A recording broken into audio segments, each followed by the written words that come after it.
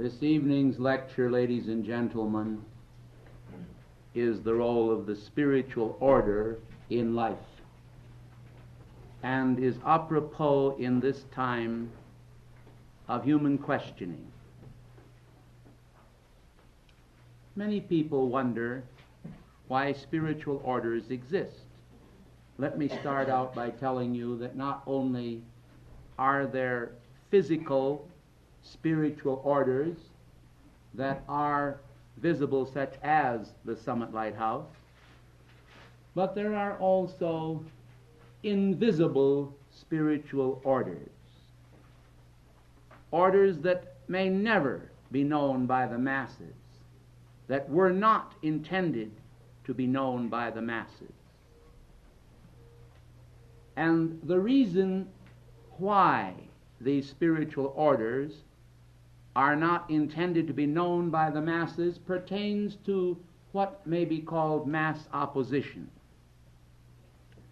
And constantly we find opposition mounted against manifest physical endeavors which are spearheaded by the Great White Brotherhood's backing. As you know, the term Great White Brotherhood is not racial. For certainly no organization could be more cognizant of the races. We have those of every race and creed in our groups, and we have never demonstrated any form of prejudice to anyone because of dress, as long as it is in moderation. And when I say moderation, I, of course, particularly do not actually favor bare feet in the Master's house. I mean, I feel that as a badge of respect we should have shoes, although I rather liked the little tabbies we picked up from the Japanese, which we are going to use here for all of our monks and ladies in waiting upon the Lord. We believe that the wearing of the floor and even the marble by shoes continually pattering over them should be stopped, and so in our own little sanctuary here we are initiating shortly the use of the little tabbies, which are very cute with canvas bottoms, and most of those who have seen them like them very much. Getting back to the spiritual order, it is a deliberate action on the part of the Great White Brotherhood, and may I say with all due justification that the Great White Brotherhood is not an organization involved in any form of human endeavor whatsoever. The Great White Brotherhood is involved solely in those activities that produce the fruit of godliness and godly awareness on the part of mankind.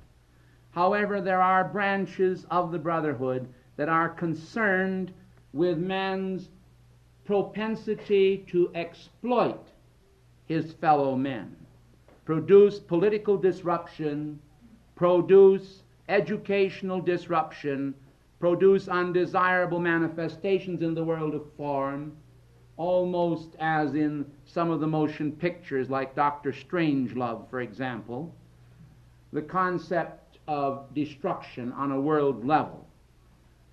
The Great White Brotherhood does have a branch that is concerned presently with atomic destructivity, and they were largely responsible for such treaties as were made involving the testing of atomic weaponry.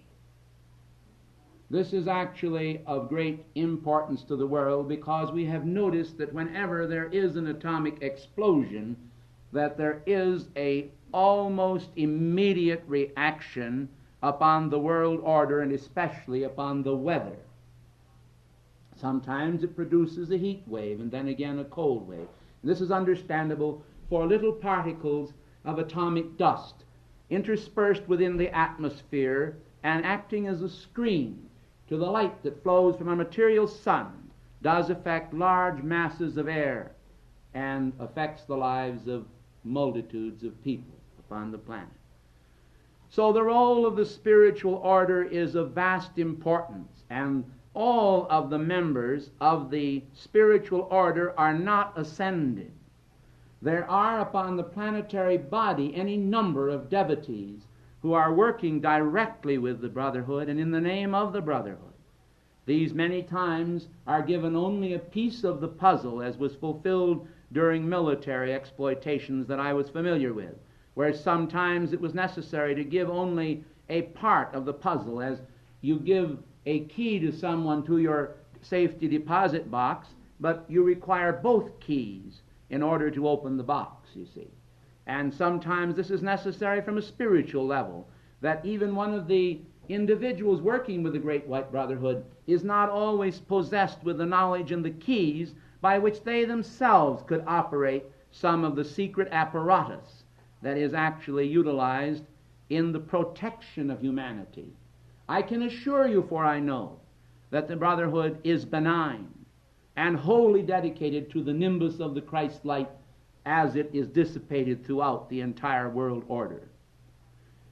Therefore, we should now take up the question as to whether it is better to be an individual who may go directly to God, Allah, the lodges, as the lodges speak only to the Cabots, and the Cabots speak only to God. There seems to be a chain of concepts involving the human ego, whereby people seem to say, in some cases, I don't want to be connected with any order. I don't want anything to do with any spiritual organization. I'm sick and tired of churchianity. Leave me alone. Just let me make my own way to God. I'll go direct. Well, this you may do, certainly, and no member of the Brotherhood will ever try to interfere with it. I remember and recall in my own experience, very early in my experience, one summer I was working on the section, laying steel for the Omaha Railroad. And on this occasion, brought about because I was a playmate of the section foreman, and he got me the job, together with several other young people. I was out on the section one hot summer afternoon when my first contact occurred with the masters. My life had been one of complete devotion to my own church and to my God as I envisioned him. And I was very devout and very much concerned with the influences of the devil and all of those horrid aspects of the powers of darkness which might at any time grab me as a little hobgoblin, and sometimes a big hobgoblin. And so I was a bit frightened of all of this, and at the same time had a great desire to find God. Yes, my life was a little different than some of you because of my role and connection with the Brotherhood over the centuries and centuries. I am familiar now and have had reintegration with many of these embodiments, and I understand why I was a little different than some people in my whole approach. But nevertheless, I was completely hypnotized by the aspects of my own religion. In other words, I believed in it implicitly as the religion. After all, a person couldn't possibly go to heaven without eating a little chicken supper with the Lois Mary Circle of the Methodist Episcopal Church. It was utterly important that I should attend Sunday school there, even have my face slapped, because I was able to read the minds of a couple of the ladies who were serving. But the point is that all the while I was being readied for the Brotherhood, as I will tell you about the section, bringing us back to that. Standing one afternoon when the section were all gathered together and were all performing their duties of picking away at the hard earth, suddenly, as the locomotive bell was approaching the switch engine, there came a loud noise of the bell, clang, clang, clang, clang, clang. And as I heard this bell, I thought at first that I was experiencing a heat stroke, because my head seemed a trifle light. And suddenly the bell began to go in a very loud and melodic manner, and with a certain vibratory quality that seemed to be continually a stepping up of the tempo. It started out, and if you won't make fun of me, I'll give you some idea of how it sounded. It sounded like this.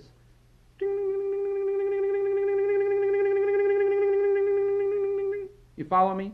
It got louder and louder, and it began vibrating at this tremendous level, when suddenly around me there appeared a cloud, And as I brought my pickup into the air, during an interval of 1 second, 5 minutes of words were communicated to me. I did not question this. I did not know what was happening. But out of the cloud a voice spoke and said to me, my son, my son.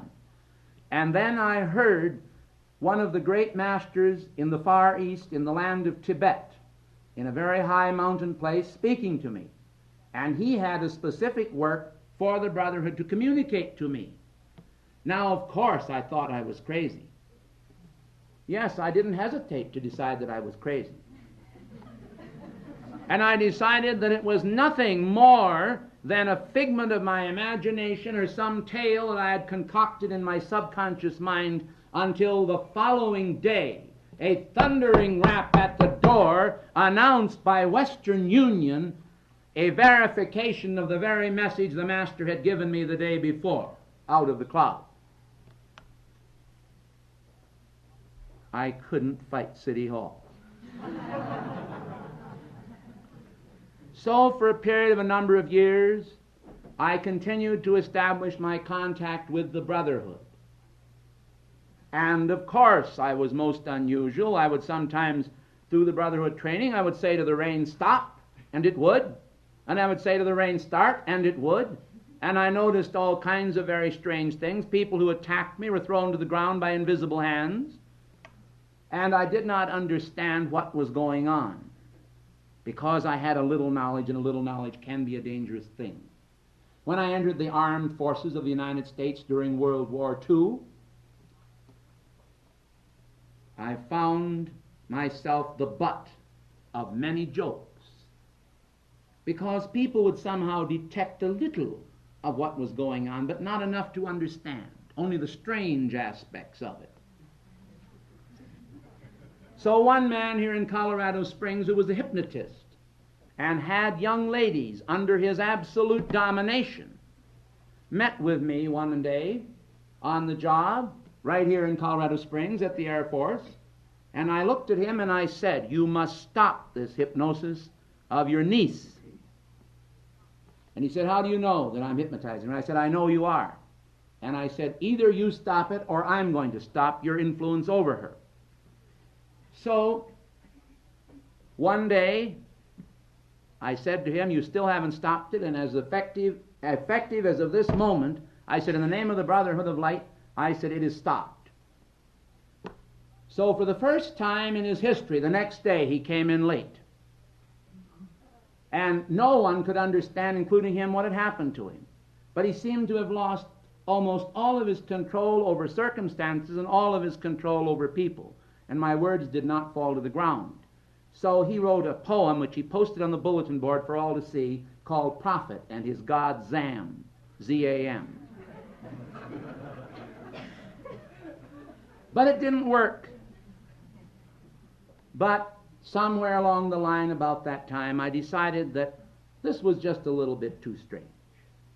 All of the things that were happening to me and all of the controls of the light that were being exerted for the good of mankind, yes, but I was a poor little Methodist boy, and I thought and I feared that perhaps I might lose my own soul or be a castaway from God. And so one day when the Master came right to me, I said, I don't know whether you're of God or whether you're of the devil, and I'm getting frightened by it. And I said, I demand that you leave me alone.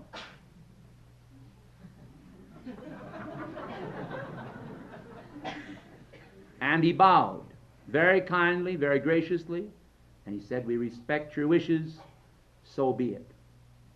And he disappeared to come no more for many, many years. They don't mess around.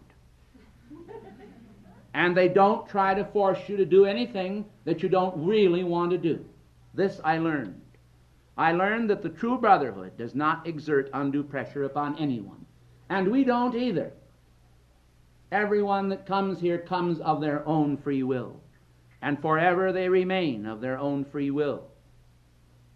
In the final analysis, all have to make their decision as to whether they wish to follow the path of the brotherhood through the spiritual order. They can do it independently if they want to. And so this I learned, and several years later, After a great deal of pleading on my part, the masters returned and reinstated me into contact with them. And I have never been sorry, because they gave me my freedom, generously, willingly, and lovingly. Those who try to dominate others simply by the strength of their will, they are not doing the will of God. Although certainly you would think that the masters themselves would have communicated to me, perhaps at that time, a little of the dangers that I might encounter by separating myself. You see, had the master been embodied in physical form, the master would have made this known to me. But he had confidence in me. He had a greater confidence in me than I had in myself. Do you see? And so I have learned that God gives man his freedom to express as he will, according to the divine precepts. And I stand before you now as a God-free being, as far as my will goes. I have not been unduly influenced by the brotherhood, but have formed that holy alliance with them, which is ever devoted to the will of God. And so the role of the spiritual order in actuality is choosing not to separate oneself as a solitary climber upon the mountain, but rather instead to determine that one will link themselves to that Sherpa. You know, a Sherpa is a guide who carries you into the Himalayas because he has been there before. And in the matter and role of spiritual God-seeking, the master is one who has been over the road. The master has seen, the master knows, and the master is chosen to tarry within the precincts of the world order for the brotherhood and on behalf of mankind. Therefore wise are they who establish themselves in the brotherhood consciousness and are willing to receive that sacred trust which is ever dedicated to the raising of mankind into that native God image in which they were originally made. This is the end of all crying, of all sorrow, of all tears, of all darkness, of all deceit, of all impurity, of all that is not of the Christ. And when at last we are able to apprehend that which God already apprehends for us, we will find that glorious pot of spiritual gold at the end of the spiritual rainbow of attainment, and this through the spiritual order. In the words of Moria L. the Illustrious, I may say to you today in all sincerity, as he has said, that the mountain crevasses are filled with the bones of those solitary climbers who have sought by themselves to find out the divine mysteries and refused alliance with the brotherhood and its great charted course and guidance, so that the living Christ and his friends, those who are also the elder brothers of the race, may help and assist us in our spiritual development. There exists in the Hindu community and throughout the whole wide world a large number of individuals whose belief is entirely in the guru-disciple relationship. That is to say, the guru is all. And the guru will carry each one according to their consciousness and acceptance as far as they desire into the spiritual havens of safety. I am not deprecating this as a system, but I am stating for your information in the name of the brotherhood the fact that we have come now to a time when at the gates of the golden age man eventually will become his own spiritual teacher and guru. He will be able to make more and more direct contact with the brotherhood. And if this seems to be contradictory in the sense that I have espoused and advocated the contact with the brotherhood, I want to clarify by saying to you that I am not saying that when man becomes his own teacher and is able to reach up into the heavenly realms, it does not mean that he will spurn spiritual orders, but rather that spiritual orders and the concepts of those orders will become clear and perfect in his mind, and the teachings and precepts of the orders will become those guidelines by which the individual will rule himself with a rod of iron, which is the Christ unwavering disciplines of spirit and consciousness, even in some cases, if you will, of body, whereby a man may master those elements in his life that have hindered him from God realization and God reality. Do you see now that there is a reason for having spiritual orders? They are established by the brotherhood. And I want to fulfill in all of your minds and wisdom right now one concept about the brotherhood. And that is that it is the great white brotherhood that actually issues forth the mandates of perfection and gives those mandates to the spiritual orders so that they may establish the rituals and disciplines in their own lives, whereby constancy becomes involved. In this building, probably within these 3 rooms, is a woman that is close to 90 years of age. This lady established a spiritual momentum through Elmoria's decrees, and when she was struck down by an accident and carried to the local hospital here in Colorado Springs, according to her own testimony and words, it was her momentum and use of spiritual decrees and her established contact with the brotherhood that held her and gave her the will and the strength to recover. Otherwise, she believes firmly that she might well have vacated this world. But because God's grace occurred in her life through the momentums that she had generated, she was able to transcend her difficulties and come up over it. Now, I have found in experience in checking the Akashic records of many people's lives that every year there are thousands and thousands of deaths at all ages. These deaths that occur at all ages, and I'm not trying to do what the pastor did in that movie called Pollyanna, where he came over the pulpit, with both hands, and he said, "Death comes unexpectedly." I'm not trying to do that. I'm not trying to scare you to death. I'm trying to get you to laugh at death, because death will be overcome by victory, by light, by strength, by immortality. But what I am trying to speak about is the fact that every year people of all ages are claimed by the Grim Reaper, as the world calls him. And so we have to realize and recognize that whatever part of our life, whether in the 20s, 30s, 40s, 50s, 60s, and on, is the time when we are called unexpectedly into the other side, or unto the other side, certain things happen. And among those things that happen are either that we remain in the sleeper's realm, where we have no particular specific awareness of anything, but are simply resting.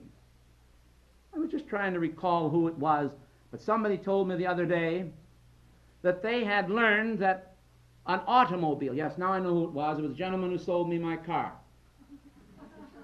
He said that he had found out through spiritual means, and he turned out to be a spiritual man, he said he had found out that metal, fatigue, and other factors involving automobiles was very decidedly important.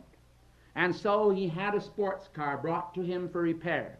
And he told the person who owned it, he said, "I want you to know that if you will leave your car stand without driving it for 2 weeks, that it will be all right. And that's all you'll have to do, and it won't cost you anything except an oil change." And so the people laughed at him a little bit, but they said, "Okay, we'll leave it on your lot for 2 weeks." So they left it there for 2 weeks. He never drove it. And then they came back for their car. He put the oil change in, and that's all. And he said, "You can take your car now, it's all right." So they drove it around, it was perfect.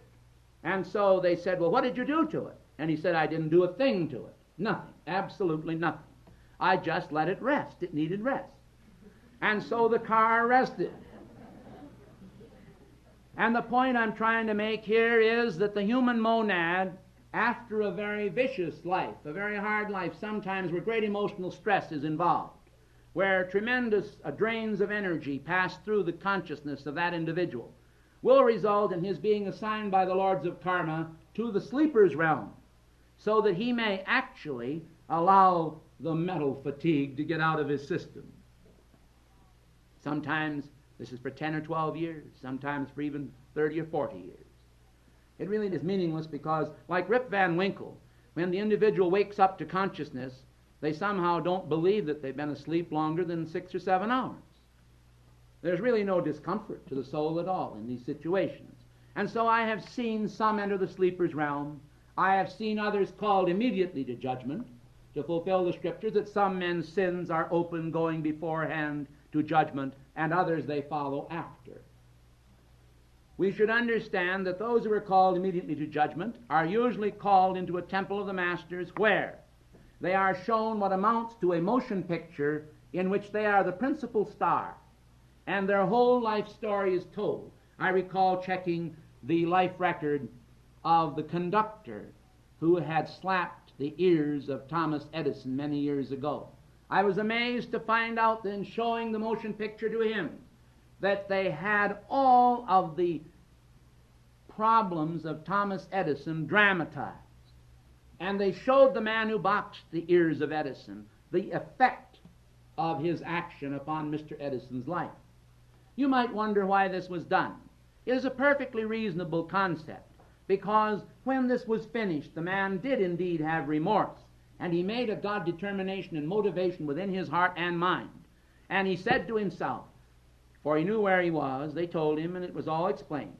He said, I will never do any harm to another part of life if I get another chance to go back upon the planet Earth once again. And so there was established a focused motivation within his heart that will make him a kinder, more godlike man. After all, what God is trying to accomplish is produce the miracle of perfection in everyone's life. The lives of men are far too short to go ahead and let the weighty matter of eternity suddenly be lost because an individual who comes into the world doesn't have enough understanding or experience. You know, it was Henry Ford who said the trouble with the school of experience is, quote, that the graduates are too old to go to work. And so remorse often comes to people late in life when they realize, oh, if only I had the opportunity to make my life over. If only I could live it over, I'd do it differently. I remember the motion picture in which Spencer Tracy starred as the mayor of Boston, the late Mayor Curry. However, when he was asked that same question, he says, as one of the ladies was standing there in the motion picture, they said, I'll bet if he had his life to live over, he'd sure do it differently. And he raised his head up from his deathbed and he said, like hell I would. Which shows you the spirit of man's rebellion against God. I mean, we laughed, I laughed, I'm sure that most people would laugh, and that is one of the devil's most explicit and sharp little tools, is to get us to laugh and be humorous about something that is really tragic. For it was a very sad thing in reality that Mayor Curry was unrepentant.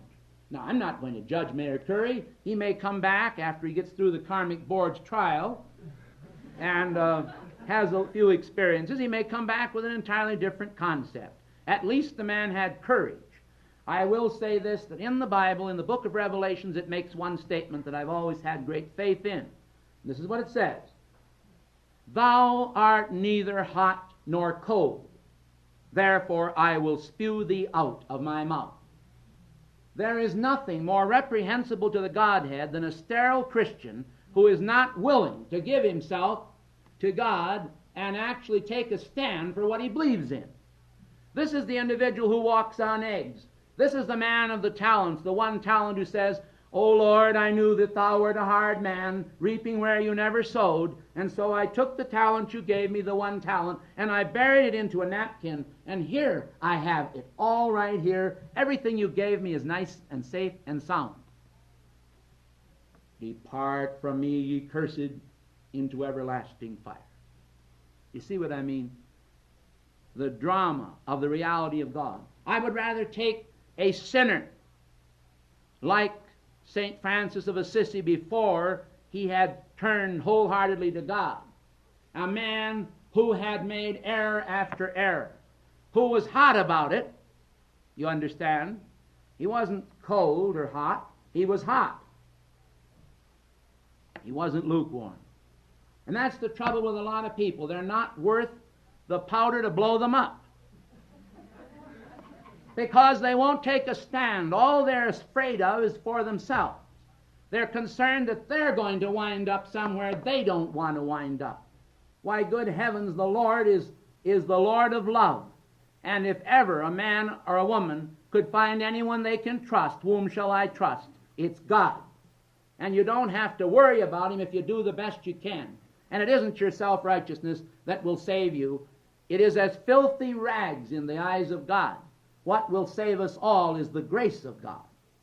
And the grace of God lives. And the grace of God will not change. This is the leopard that will not change its spots. Only in this case it's not a leopard. It's a lamb. A lamb that is as white as snow. As pure as you can get purity. But after all, this is our nature.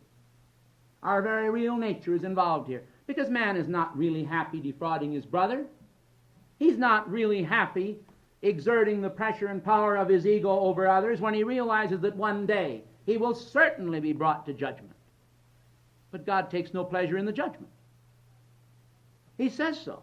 He says, my soul hath no pleasure in the death of the wicked. There's no joy in heaven over that.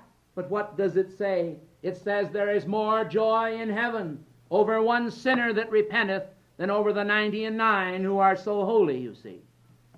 So what is important is that a man or a woman be devoted and have faith in God. Supposing you were there. Supposing that you had created the universe. You had endowed everything. And then your creation didn't even have faith in you. They didn't have trust. We say in God we trust. But do we put our money where our mouth is? Do we put the money of our life's energies, our intents, our purposes, in constructive direction?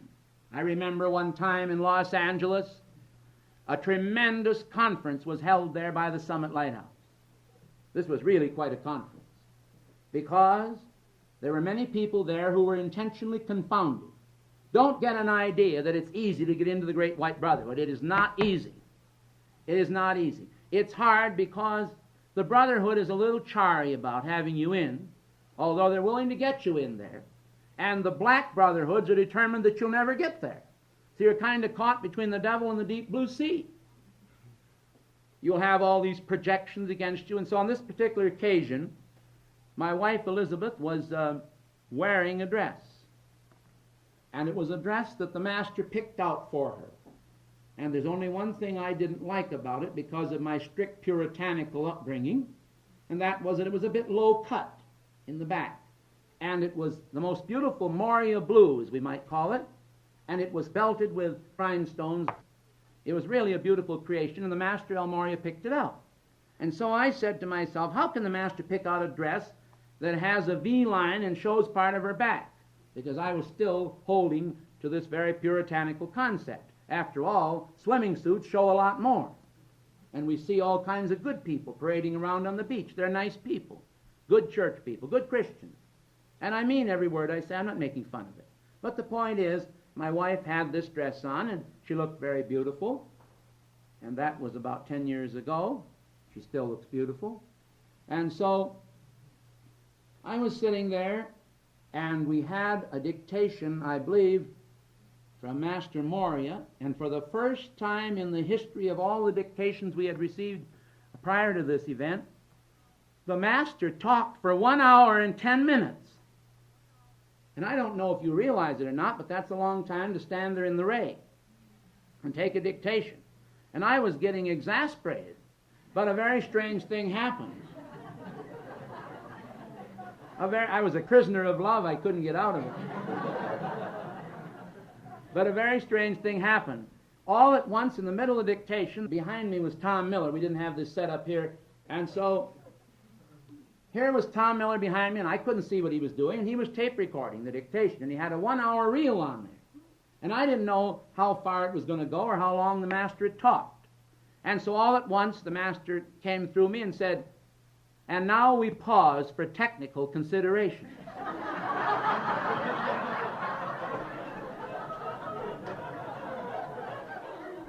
This was in order to give Tom Miller a chance to turn the reel over on the other side. And I didn't know this at all. And so I went through this, and in the meantime, at the very end, Moria, through me, grabbed my wife's hand and said, "And now I introduce to you the lady," you know who it was? Guinevere.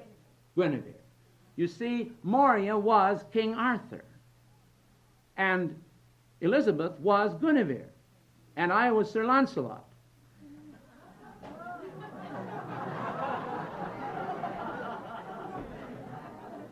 And so I didn't know any of this, and the drama was unfolding right before my eyes, and of course, there were a few very coarse people in the room, a few. And one of these ladies, as she went out the door, she said, "I have never in my life seen anyone anywhere as such a pseudo as this man. He is absolutely disgusting." And she got into the elevator, having told everybody that she could make hear her what she thought of me. Well, I didn't care, because when I dedicated my life to God, I determined that His will should prevail and that anything He wanted to do should happen. So the Master Moria, under God's direction, wanted to introduce Elizabeth for a reason, but we never found the reason out till later, because I think it was the next night that the great divine director came through, and none of these people that had expostulated were in the audience. And he gave a most magnificent talk, and when he came to the end of the talk, he said to me, "Prosit." And I said, "What?" And he said, "Prosit, say it, hurry up." He said, "You're losing time, it's the end of the dictation." And I said, "But I don't know what it means." And I said, "I'm not going to say something to people, maybe I'm swearing." And so I said, finally, after he said, "I'll take the responsibility, you say it." And I said, "Prosit." It's on the tape. And so I found out afterward that it means, "And may it be good for you." It is a form of salutation. And this has happened many times in dictations, where words that I never knew in any lifetime, as far as I knew in my consciousness, were spoken by the Master. And so we had to go to dictionaries that were archaic and get the words from the dictionary. Now I think, is Paul O'Neill here? Yes. Well, Paul O'Neill told me a most interesting experience that I want to give you tonight, and I believe it's going to be very helpful to you. When we were on our India tour in India, we came to the city of Agra. And there, in one of the great hotels in Agra, which is the home of the Taj Mahal, the Master Chananda of the Indian Council of the Great White Brotherhood spoke through me a rather lengthy discourse, which discourse was so powerful and so radiant that I could hardly believe it as it was happening. That discourse was recently played in Atlanta, Georgia, by Mr. O'Neill in a little conference of people that he was getting together from the Atlanta area. And something happened there that I'd like, if Paul wouldn't mind. I asked him if he wouldn't mind. He said he wouldn't. I wish that he would tell it in his own words, because I think sometimes that too much testimony from this prejudiced individual in favor of the Brotherhood may grow wearying. So if you just can make your way through the crowd there, which is packed like a can of sardines, I'd like to have you interrupt my lecture long enough to tell what happened to that woman, because I think it's very, very important. We played the India tapes, about a month or 6 weeks ago, to a group, and there were 16 people present, and the last tape we played was a dictation by Shananda. And after the session was over, one of the ladies who was naturally clairvoyant wanted me to know that during the entire playing of the tape by Shananda, the words in gold letters were at the height of the eye, about the height of my eye, and she was reading 3 or 4 words in advance of each word, which came off the tape recorder. Thank you, Paul O'Neill. Mr. O'Neill is on the Board of Governors of the Theosophical Society of America, and he's a man who has spent most of his life in examining esoteric matters, and he has the most magnificent understanding of these things. And he's a good friend and a true friend of light. He's here together with his wife Patricia, and we are delighted to have them with us.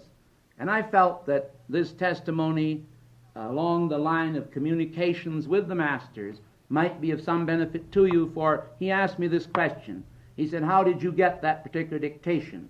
Well, you see, that dictation was almost what is called ex cathedra, or out of the mouth of God.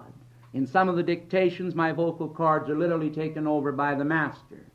This was one of the most potent manifestations of dictations. So, as we approach the time of the end of this lecture, I want to try to recapitulate and also to reiterate the different facts that we have discussed and show you that the role of the spiritual order is very great.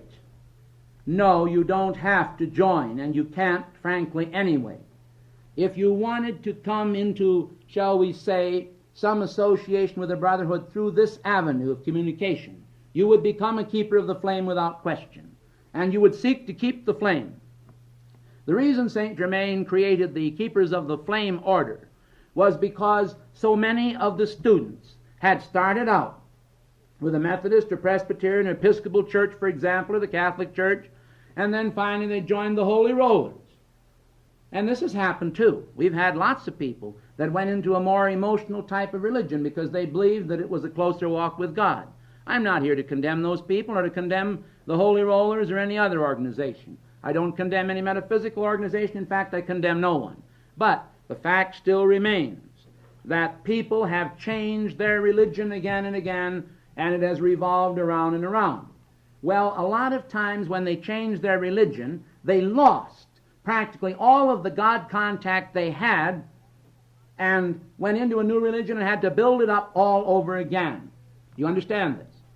Now here is what happened and why the Master formed the Keepers of the Flame fraternity. It was because the Master recognized that there is but one flame. There is but one God. There is but one spiritual focus, and that is in your soul. That is the kingdom of heaven that is within you. And the churches that you join or the churches that you change from and enter another service has nothing to do with that soul, don't you see? Because the soul is directly related to God, not to the church. The church is only an intermediary, a functionary group that probably and hopefully seeks to find more of God and to kindle more of God's flame in man. Therefore, the Keepers of the Flame was established in order to make people aware of the flame as the vital and important function in life, so that they would not have this down yo-yo flip where they went down in their consciousness and then had to start building it all over again, only to reach the point where they realized they really weren't getting all they should get out of their church. And so they went on and sought another church, hoping that this would prove more efficacious in their spiritual development. We ought to understand then that it's not really an activity of the church, it's an activity of keeping the flame.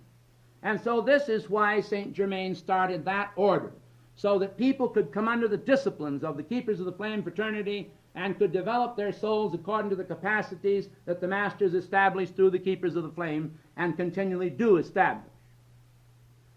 Now do you see the role of the spiritual order? The spiritual order is the banding together of people, hopefully with the most authentic release of the pure teachings of the Great White Brotherhood. There are many people in the country that claim that they are representatives of the Great White Brotherhood that are not. There are many people that make a lot of claims that they are not. And then there's a lot of sincere and honest and good people that associate themselves with these endeavors. Now what happens?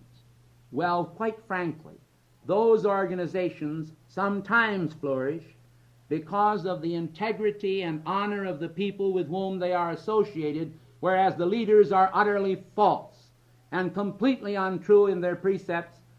And this, then, is one of the reasons why the Masters can't really get behind those organizations. It's a matter of what we call sifting as wheat. And I recommend that all of you will remember tonight and forever, as long as you live, the fact that C.S. Lewis, a fellow of Magdalen College in England, and the author of the Screwtape Letters, which you can read, because the Screwtape Letters will give you some of the idea of the oppositional factors to the development in you of the Ascended Master's teachings and precepts. You're not going to come under the contact with the Great White Brotherhood and do so easily.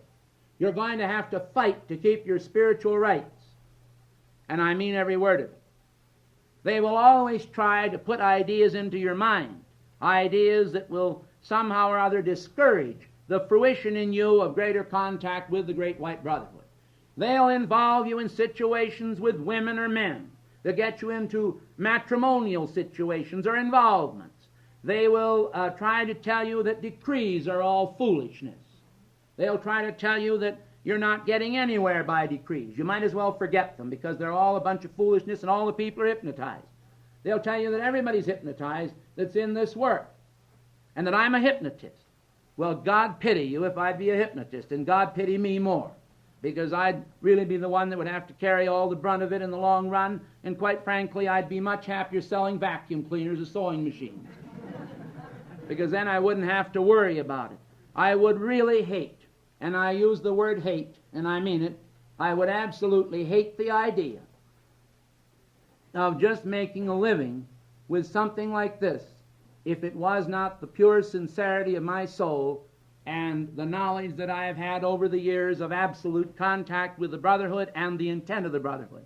I don't know of another organization on the face of this earth that I've ever come in contact with that is more sincere, more devout, and more determined in its approach to change the face of the world, not by political maneuvering, not by even voting, not by just education, but by spiritual education and spiritual contact with the Great White Brotherhood.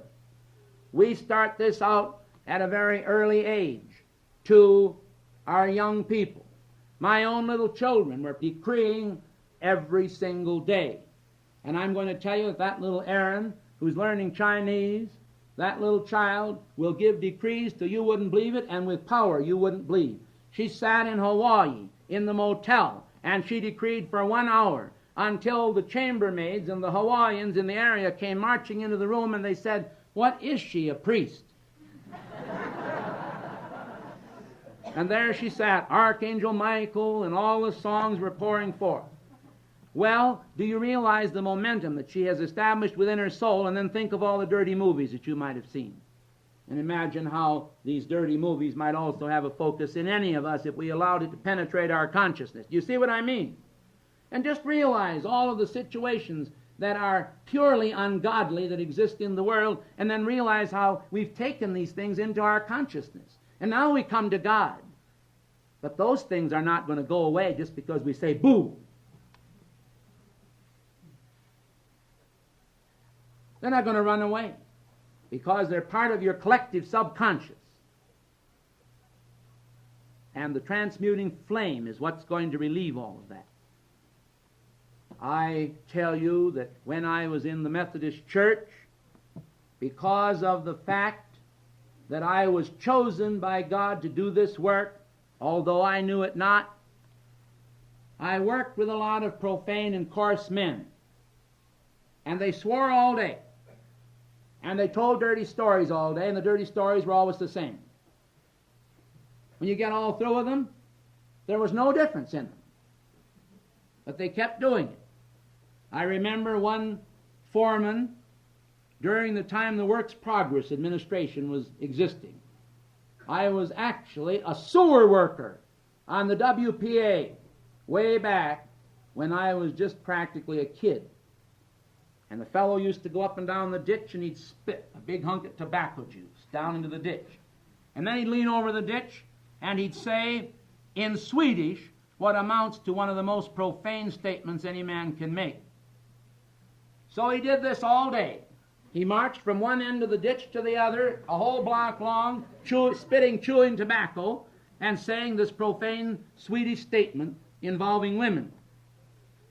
And so, after a year or two of exposure to this, every time I started singing Jesus, Lover of My Soul, with no profane idea, I was a very moral person, I'd sit there, and then on the walls would appear in handwriting, huge block letters, "Go to hell."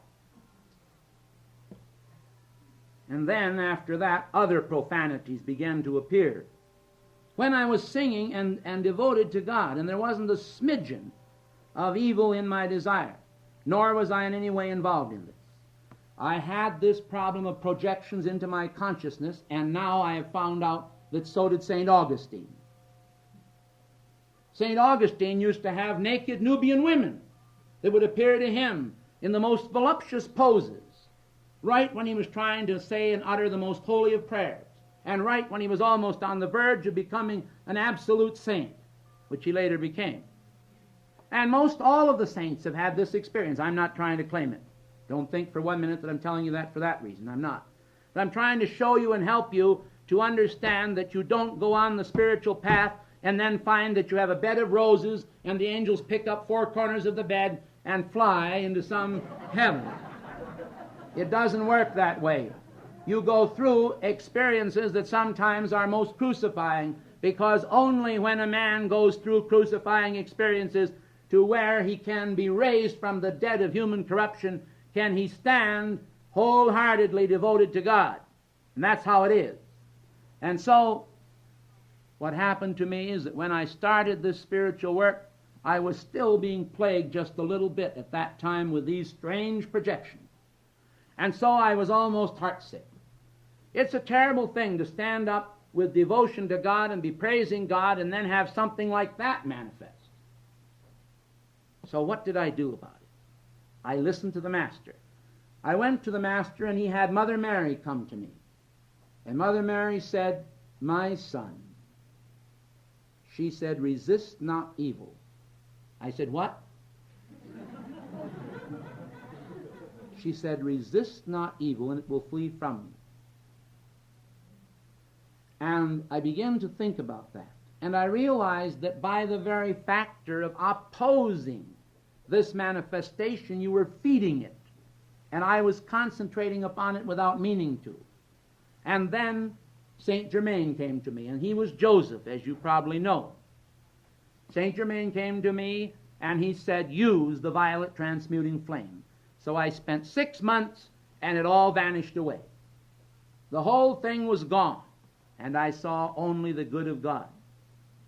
So I want all of you young neophytes on the path, whoever you are, and I'm not applying it to all of you. If you wish to be a god, fine, because that's what God wants you to be. But the point is, wherever you are on the path, be not discouraged, but understand that the power of love is supreme in all the universe and can be supreme within your heart. That every dark and unglorious thing, every evil creation, can cease by the power of Christ and he who rules with a rod of iron. Dominion is given by God and can be claimed by all who love him. And the fruits of that love will give you forever and forever compassion for those upon the path who have not attained that level of understanding that you have been given by grace. So above all things I admonish you tonight to seek the grace of God and cast yourself upon it as upon a rock. Be not concerned about the breaking of your bones. Christ was not. But be concerned that you are upon the rock of Gibraltar as far as divine safety is concerned. You are in good hands when you commend yourselves unto God. The final words that Christ uttered on the cross, after he had said, "Eloi, Eloi, lama sabachthani," my God, why hast thou forsaken me?" The cry of the soul in the dark night of the troubled soul, when that individual is forsaken momentarily as a part of his dark night travail, according to the principles revealed so beautifully by St. John of the Cross, clearly revealed to all of us who will understand it, that we all must pass through the same tests that Christ passed through. He said, "You shall drink of the cup which I have drank." Do you understand this? There is no escape from it. except through the door. And the door of initiation, the door of triumph, is before you. It does not mean that all of the things, the errors that we have all committed, can be immediately shed. For in the dark night of the soul, we must sometimes have paraded before us those travails of the Spirit that we have ourselves created. Let us understand then and clearly that God is on our side, that He intends us to triumph. With Him we cannot fail. The light of God never fails. The light of God never fails. The light of God never fails. And the mighty I Am presence is that light. Thank you.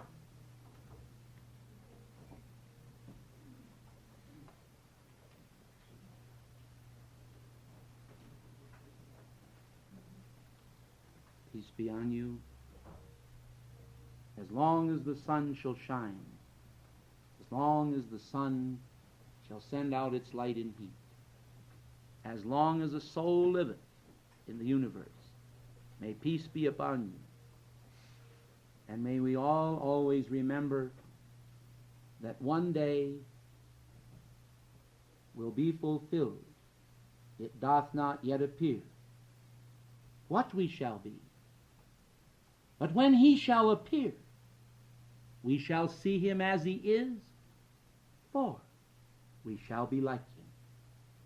This equates a common ground of meeting. When we shall see Him as He is, we shall be like Him. Think about that.